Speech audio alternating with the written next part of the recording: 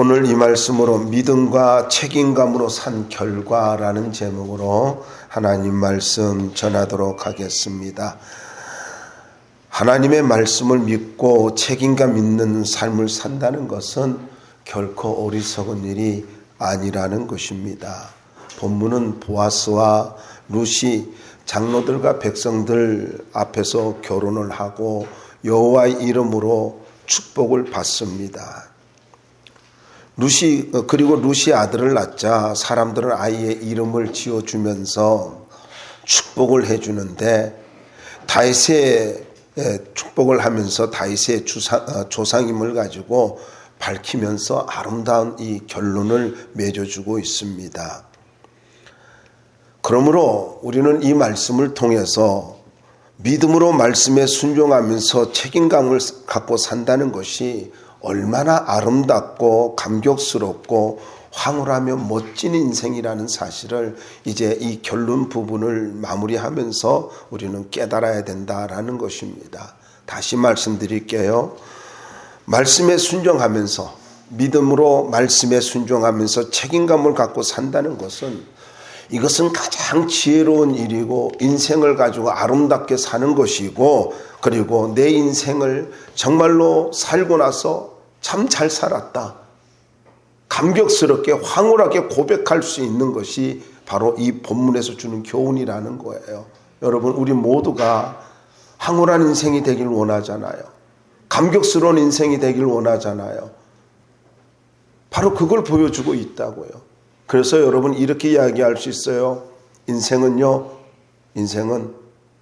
마지막에 웃을 수 있어야 돼요. 마지막에 웃을 수 있어야 돼요. 후회로 끝나면 안 된다는 거예요. 인생은 마지막에 웃을 수 있어야 돼요. 과정이요? 과정도 중요합니다. 시작도 중요하고 과정도 중요합니다만은 인생은 마지막에 참 잘 살았다. 하나님 저 이만하면 괜찮게 살았지요 라고 말할 수 있어야 된다는 거예요. 자, 오늘 이 말씀을 통해서 믿음과 책임감을 갖고 산 결과가 무엇인가 라는 것을 보여주고 있는데 하나님이 개입하는 인생이 된다는 것입니다. 믿음으로 살고 책임감 있게 살면은 하나님이 개입하는 인생이 된다는 거예요. 축복받는 결혼을 하지 않습니까? 11절 12절 말씀에 보면은 여호와 이름으로 축복합니다. 라헬과 레아와 같이 되라고 또 이야기를 합니다. 여러분 기가 막히지 않습니까? 한번 다시 11절 12절 말씀을 한번 보세요. 특별히 그 말씀에 보면은 이스라엘의 집을 세운 라헬과 레아 두 사람과 같게 하시고, 이 말이 그렇게 쉽게 들립니까? 아니 여러분 라헬과 레아가 누굽니까? 이스라엘 12지파의 어머니 아닙니까? 그리고 야곱의 아내지 않습니까? 이스라엘 백성들이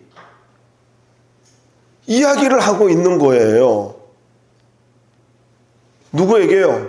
모압 여인, 이방 여인 룻에게 지금 이 말을, 이런 축복을 해주고 있습니다. 어떤 축복에? 민족의 뿌리를 이야기해주고 있어요. 그러면서 민족의 뿌리를 이야기하면서 라헬과 레아와 같이 민족의 뿌리와 같은 어머니가 되기를 원한다.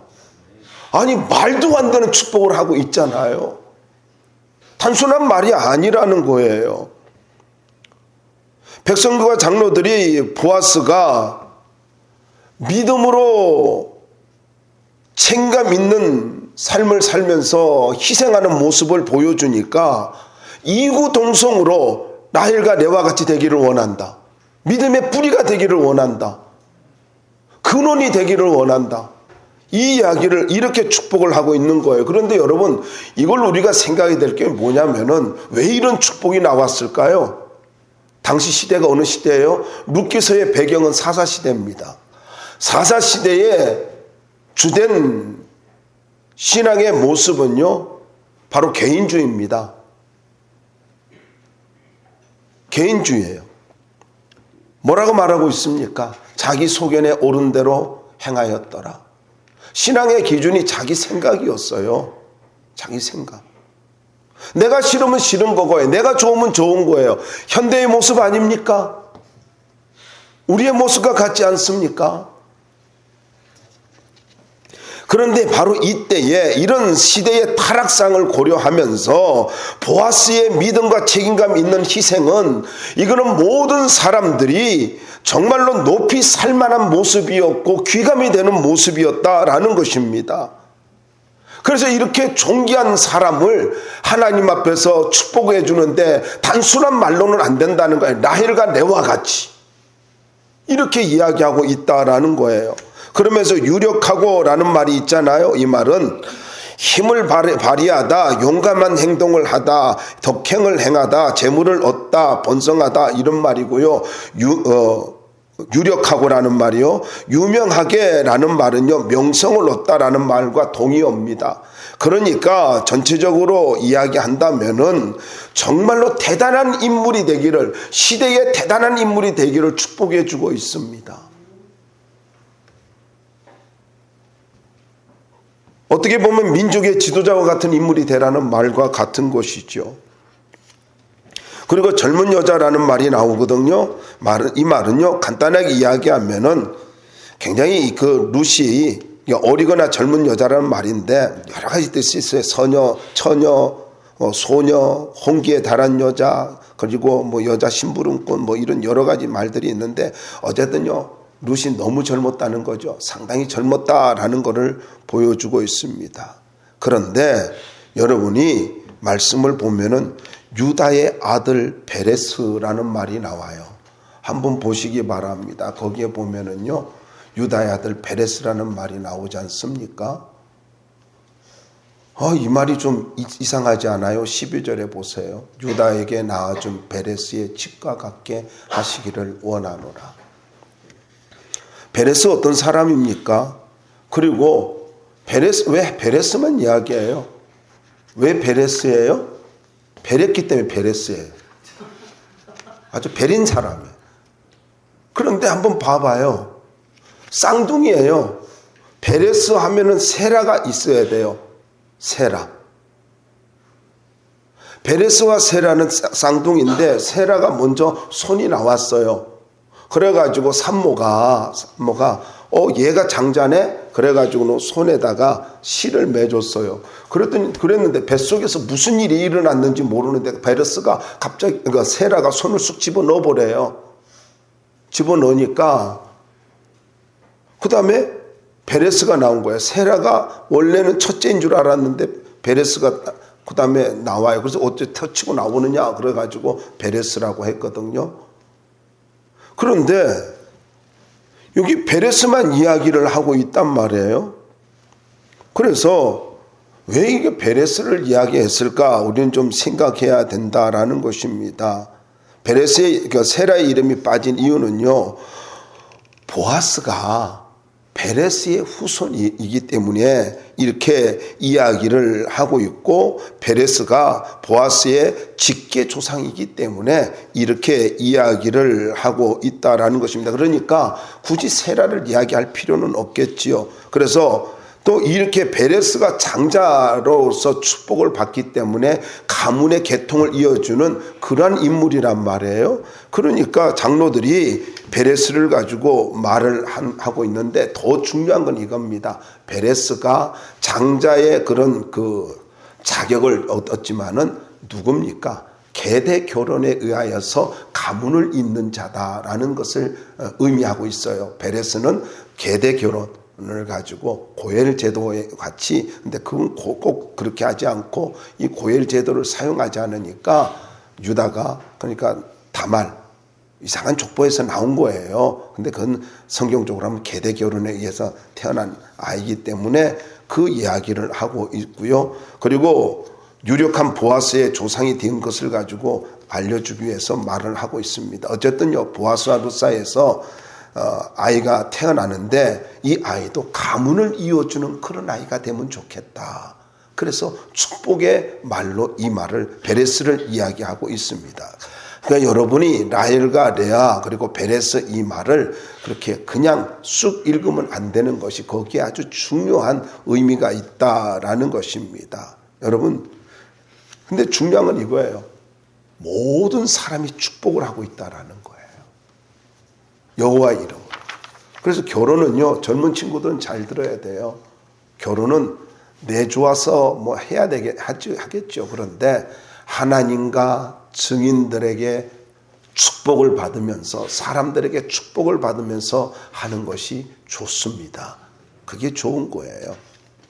근데 중요한 것이 13절 말씀을 보면은, 한번 13절 다시 읽어보자고요. 시작. 이에 보아스가 룻을 맞이하여 아내로 삼고 그에게 들어갔더니 여호와께서 그에게 임신하게 하심으로 그가 아들을 낳은지라. 여러분, 이 말씀에 보면은 우리가 주목해야 될 말씀이 있어요. 여호와께서 그에게 임신하게 하심으로, 이 말입니다. 그러니까 지금 보아스와 룻에게, 이 룻의 결혼에, 가정생활에 누가 개입했다는 거예요? 하나님이 개입했다는 거예요. 여호와께서, 이 말이 정말 중요해요. 원래 룻은요, 말론과 결혼을 했잖아요. 둘 다 젊었잖아요. 그런데 아이가 없었어요. 이상하지 않습니까? 말론과 룻이 결혼을 했는데 아이가 없었어요. 그럼 본문을 가지고 근거로 이야기한다면은 두 젊은 사람 사이에 하나님께서 개입하지 않았다는 거지요. 그럼 뭘 이야기할 수 있습니까? 본문을 중심으로 우리가 생각한다면은 하나님께서 개입하지 않는 두 사람의 인생이었고, 그런데 보아스와 룻 사이에는 하나님이 개입한 그런 역사가 일어났다라는 걸 가지고 보여주고 있는 것입니다. 왜 그래요?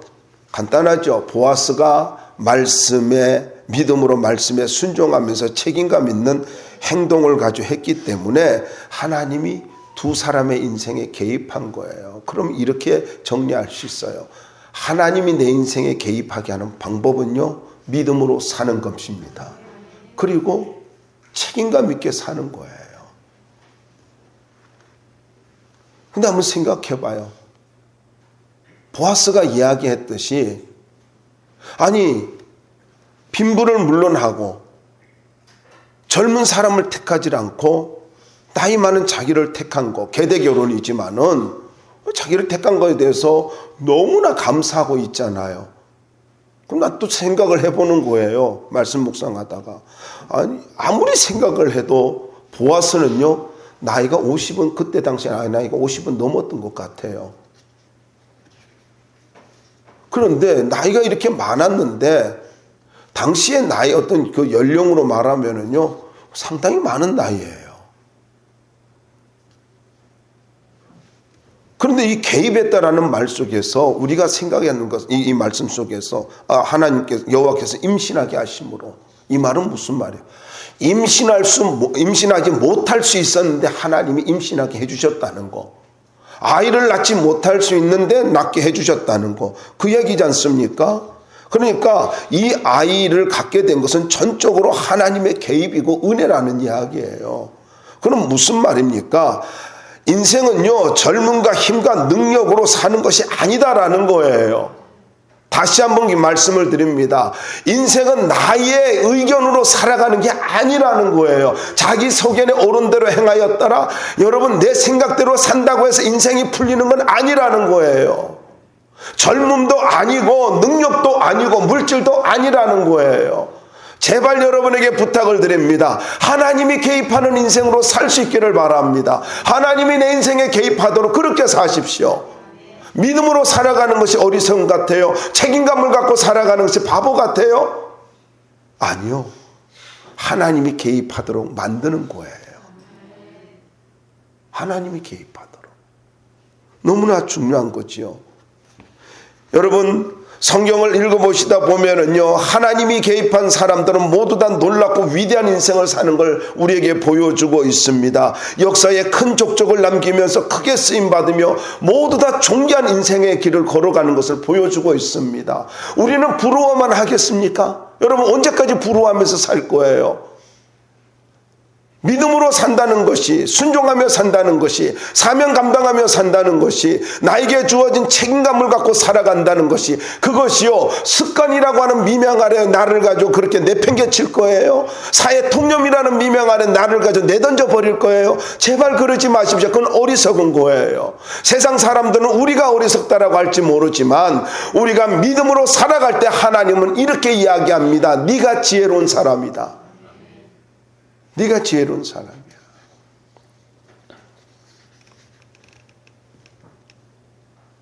하나님이 개입하는 인생은 하나님이 책임져 주셔요. 그런데 하나님이 개입하지 않거나 어떤 사람은 하나님이 개입했는데 그가 믿음으로 살지 않음으로 인해서 하나님이 떠나가 버립니다. 꼭 삼손과 같습니다. 사울왕과 같습니다. 잊지 마세요. 언제까지나 나와 함께한다라고 착각하지 마십시오. 떠나갈 수 있습니다. 과거의 영광을 가지고 과거의 아름다움을 가지고 착각하며 살지 말기 바랍니다. 하나님은 언제든지 내가 믿음으로 살지 않으면 더 이상 나를 쓰지 않고요, 나를 떠날 수 있습니다. 왜요? 저는요, 교계에 있던 활동을 좀 하다 보니까 그런 걸 느꼈어요. 한때 귀하게 쓰임받다가 버림받는 사람들이 참 많더라고요. 주의 종들이 버림받는 사람들이 꽤 많이 봤어요. 그러면서 하물며 목사도 그럴진데 성도는 안 그럴까요? 여러분, 목사로서 간곡하게 부탁을 드립니다. 하나님이 개입하는 인생으로 사십시오. 하나님이 개입하는 인생으로. 룻은 모압 여인이지 않습니까? 모압은 역사 속에서 아주 부정적인 이미지를 가지고 있습니다. 모압 족속은 입에 담기도 힘들 정도로 그런 출생의 비밀을 가지고 있어요. 소돔과 고모라 성이 멸망하고 난 다음에 롯의 두 딸이 엉뚱한 말도 안 되는 소돔성의 그 타락한 윤리로 도덕으로 생각해가지고 이제 아버지에게 술을 먹이고 큰딸 사이에서 태어난 민족이 바로 이 모압 족속이에요.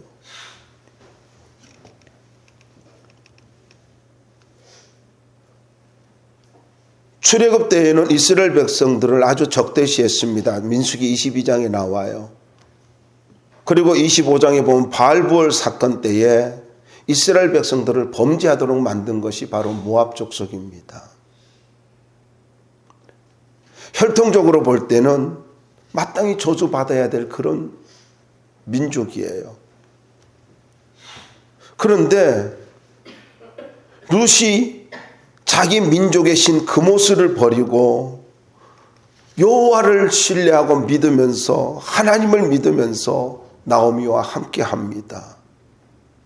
하나님의 크신 구원의 은총을 가지고 그는 경험을 하게 됩니다. 생각해 보십시오. 믿음의 선택이 그의 인생을 바꿔놓고 그리고 그의 가문을 새롭게 하나님이 만들어버리는 모습을 보여주고 있습니다. 믿음의 선택이었습니다. 만약에 모압 족속으로 계속 살았다면 그는 어떤 사람이 되었을까요? 저주받은 역사 속에 이름도 안 나타나게 성경의 기록도 안 되겠죠.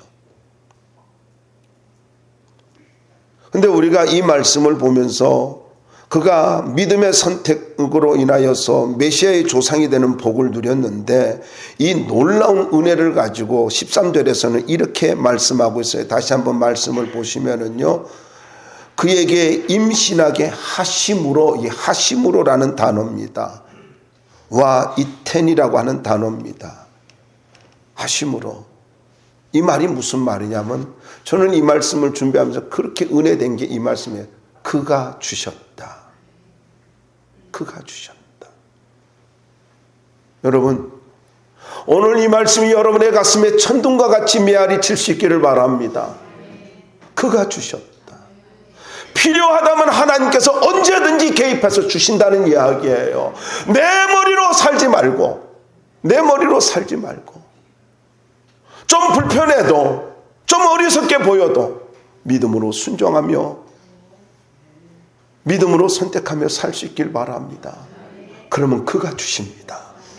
그가 주셔요. 다시 말씀드릴게요. 그가 주신다고요. 여러분의 모든 필요, 여러분의 인생을 바꿔줄 수 있는 바로 그걸 주십니다. 저주를 끊어줄 수 있는 바로 그것을 주신다고요.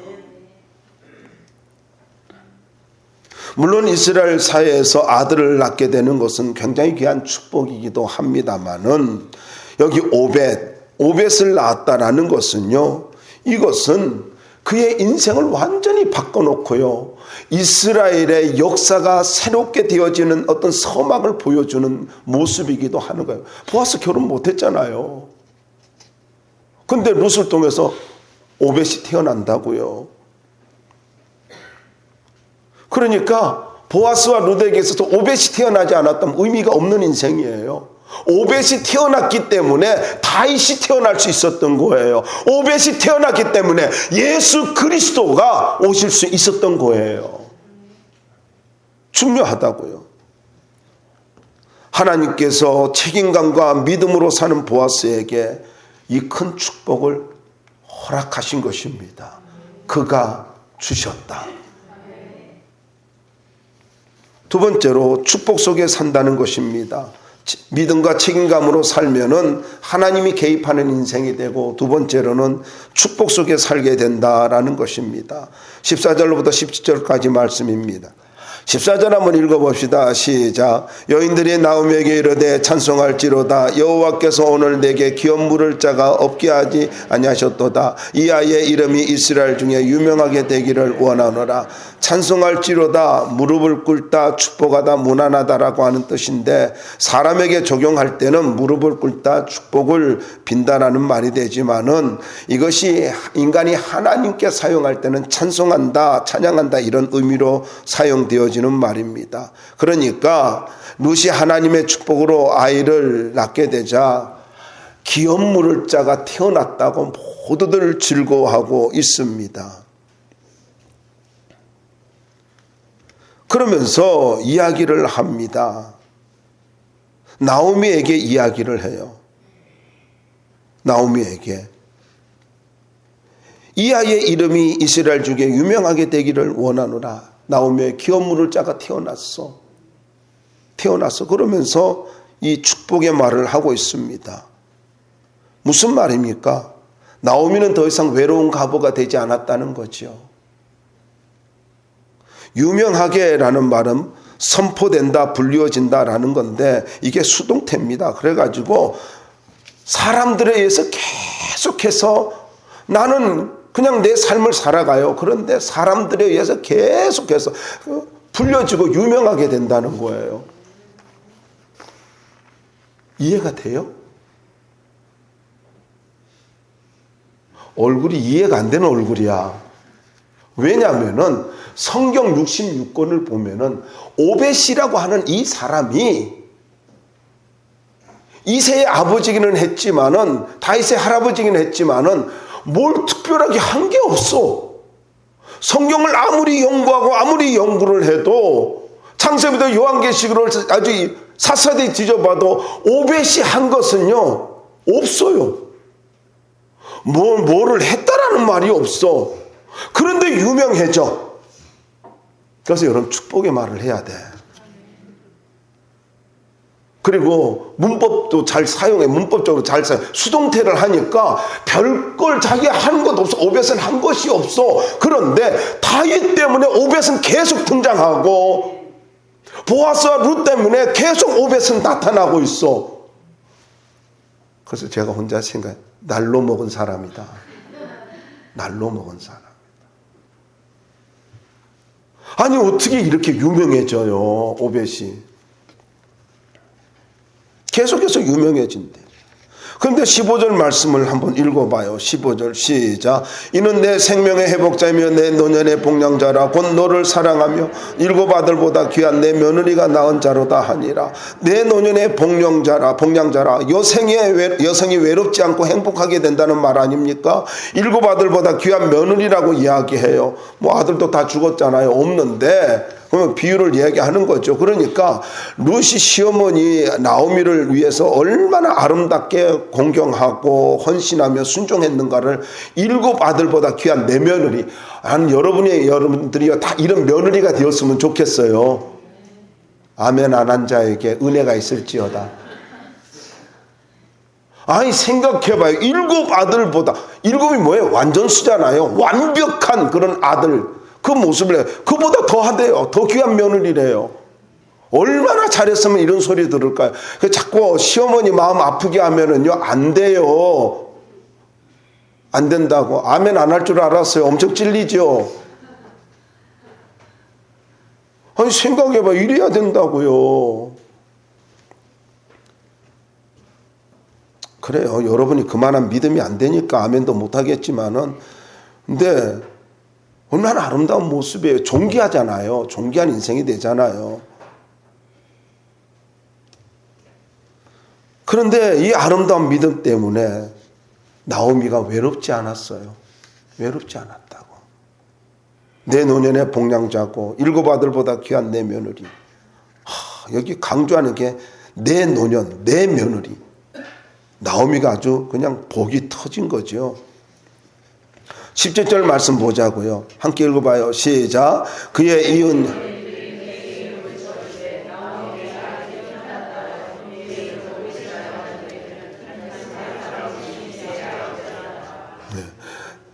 아들 이름을 가지고 오벳이라고 이렇게 지어줬거든요. 오벳은요, 섬기다, 봉사하다, 노동하다의 분사형인데, 섬기는 자, 종, 노예 이런 뜻이에요.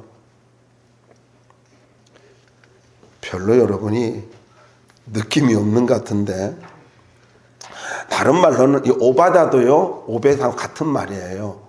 그러니까 여호와의 종이라는 말이 오바다거든요. 탈굽역에는 오벳을 여호와의 종으로 이렇게 번역을 했습니다만은 어쨌든요, 오벳이 늙은 나오미를 가지고 잘 복양하고 섬기라고 오벳이라고 지어줬는지 몰라요. 그렇게 학자들은 좋게 해석하려고 그렇게 학자들이 몸부림을 친 것 같아. 그런데 나는 이 말씀을 볼 때마다 기분이 되게 나쁜 거예요. 여자들이 문제예요. 아니, 여러분 말씀을 보세요. 말씀을 보시면은요, 거기에 나오고 있지 않습니까? 그의 이웃 여인들이, 17절 말씀 보세요. 그의 이웃 여인들이, 여자들이 좀 잠잠했으면 좋겠어요. 여성 혐오 발언 아닙니다. 왜냐면은, 남이 귀한 아들이잖아요. 어떻게 태어난 아들인데, 그런데 태어난 아들한테 노예래. 여러분 성질 안 나요? 훌륭하세요. 성질 안 나면은.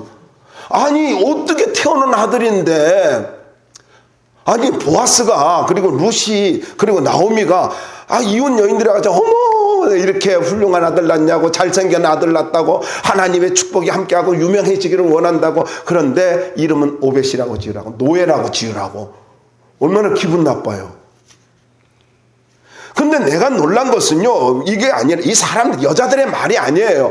오벳이라고 노예라고 이름을 지어줬는데 나오미가 이걸 가지고 수용하고 있다는 거예요. 여기에 내가 너무 은혜가 되는 거예요. 아무런 반론을 제기하지 않습니다. 나오미가 그냥 아이의 이름을 가지고 받아들이고 있는 거예요. 근데 이 믿음으로 받아들임으로 인하여서 먼 훗날 이 이름대로 하나님의 종인, 여호와의 종인 예수님께서 이 땅에 오셨단 말이에요. 나오미가 알았을까요? 아니요. 저는 몰랐을 거라고 분명히 확신해요. 그런데 어떻게 해요? 믿음으로 수용하니까 하나님께서 그 믿음대로 역사를 만들어가고 있더라는 거예요. 여러분, 강력하게 여러분에게 말씀을 드립니다. 잘 기억하세요. 내가 믿음으로 수용하는 것이 헛된 거라고 생각하지 마세요. 내가 믿음으로 수용하면 하나님이 내 인생을 만들어 가십니다. 하나님이 나의 스토리를 만들어 가는 거예요. 하나님이 나의 히스토리를 만들어 간다고요. 이걸 잊지 말아야 돼요. 자꾸 잔머리 쓰고 예배 빠지려고 그러고 타협하려고 그러고 그러지 말아요. 믿음으로 반응하세요. 믿음으로 받아들이니까 어떻게 한다고요? 하나님이 일하십니다. 마지막입니다. 명품 가문이 되었습니다. 18절로부터 22절에 보면은 베레스의 계문은 이로 아니라 18절에 나오잖아요. 그래서 베레스는 헤스론을 낳고 계보하면 족보예요. 세대라는 말도 있고 간단하게 어려운 말 아니. 근데 이 말이 여러 가지로 써요. 여러 군데 써요. 천지 창조를 하고 인류의 역사가 시작되어서 예수 그리스도에 이르기까지 그 구속사를 이야기할 때도 계보라 이렇게도 이야기합니다. 마태복음 1장에 나오지요. 그래서 어쨌든 18절부터 22절에 루키스의 이제 종결이죠. 결론 부분이죠. 결론 부분을 가지고 이야기하는데 루키스는요. 스토리만으로도 충분히 아름답고 그리고 감동을 주잖아요. 아름다운 교훈도 주고 감동도 주고. 그런데 단순히 한 여인의 사랑, 러브 스토리를 말씀하는 걸까요? 그래서 이 루키서를 기록했을까요?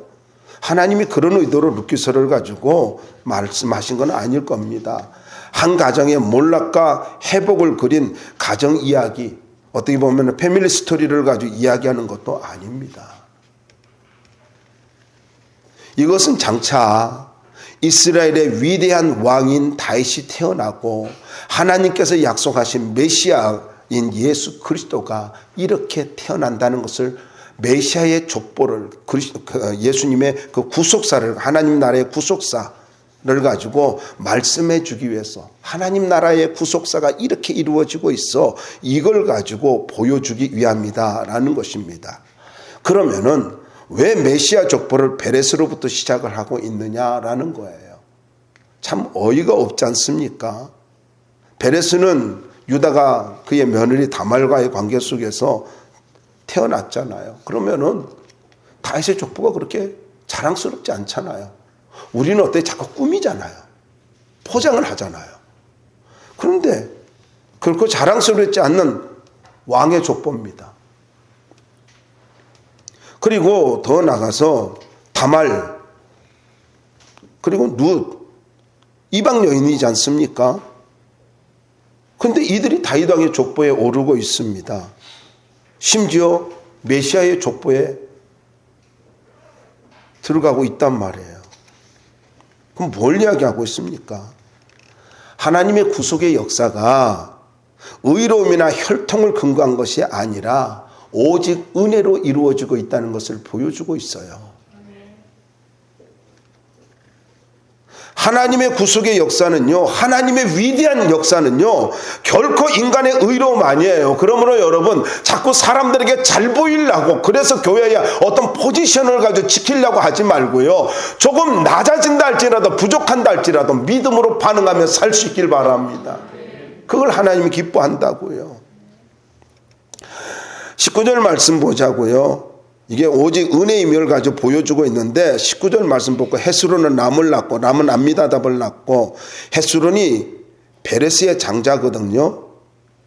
근데 헤스론은요 베레스의 장자이지만은요 그런데 헤스론의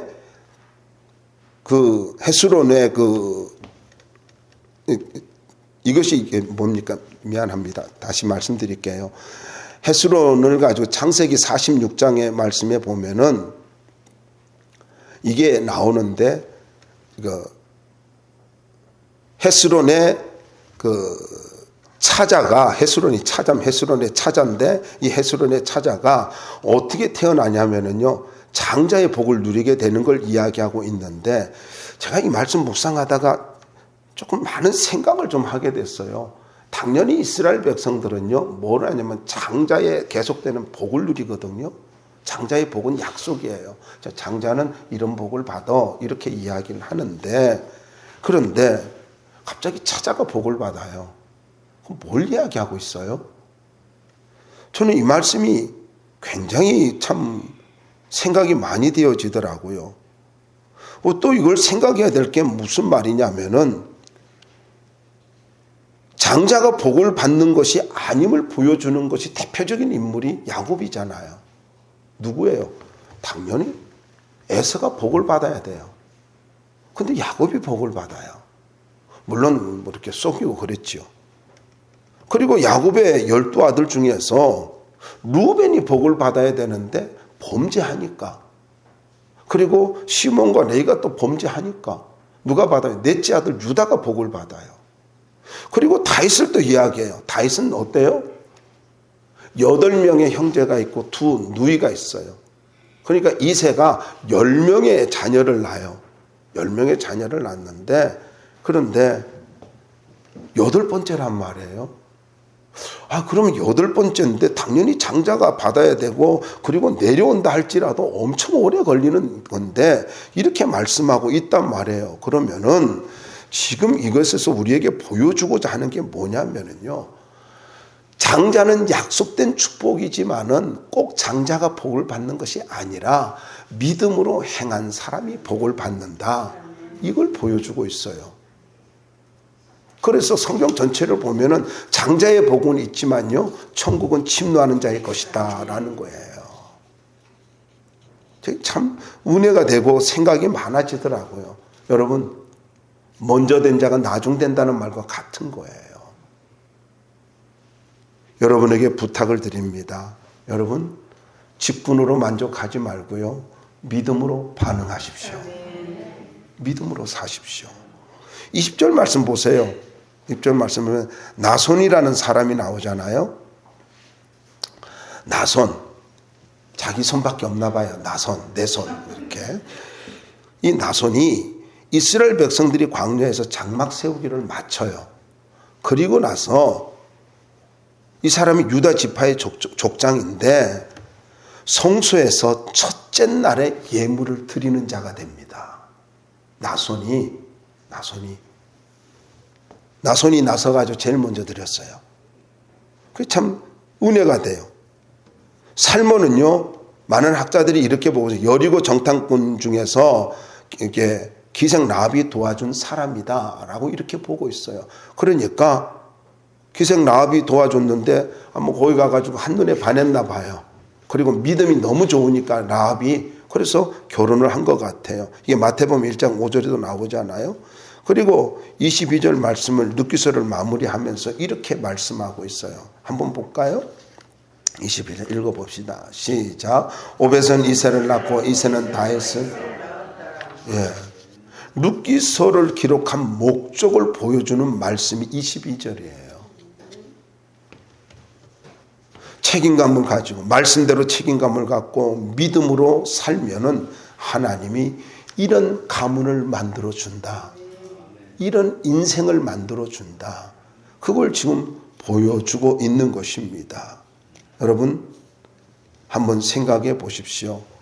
룻기서는 다윗의 출생을 밝히면서 마무리를 하고 있거든요. 무슨 말입니까? 이스라엘 역사의 가장 귀하고 영광스러운 가문 하면은 다윗의 가문이에요. 다윗의 가문을 이야기하면서 이같이 빛나는 가문이라 할지라도 저주받은 모압의 후손인 룻의 혈통이었다. 그리고 그에 보면 기생 라합이 있었다. 뭐 이런 것들을 쭉 이야기해 주고 있어요. 그래서 여러분, 재능, 혈통, 권세, 지위, 고하, 빈부, 귀천, 여러분 세상적인 기준으로 자꾸 뭔가 인생을 살려고 하지 말고, 이 말씀 룻기서를 마무리하면서 우리가 가슴에 아주 깊이 새겨야 될 게 뭐냐면은 오직 믿음으로 사는 자에게 하나님의 은혜와 축복이 있다, 이겁니다. 다시 말씀드려요. 여러분의 자녀 예배 잘 드리게 하십시오. 여러분이 예배 잘 드리게 하십시오. 그렇게 돼야 돼요. 그러면 아무리 저주받은 가문이라 할지라도 명품 가문을 하나님께서 만들어 주신다는 거예요. 명품 가문으로. 믿음으로 하나님의 말씀에 순종하면서 책임감 있게 사는 것, 결코 어리석은 일이 아니에요. 그것이 가장 지혜로운 일입니다. 나의 이념도 내려놓고요. 나의 의식, 나의 어떤 그런 사상, 이거 다 내려놓으세요. 습관까지 내려놓으세요. 하나님 앞에 믿음으로 반응하십시오.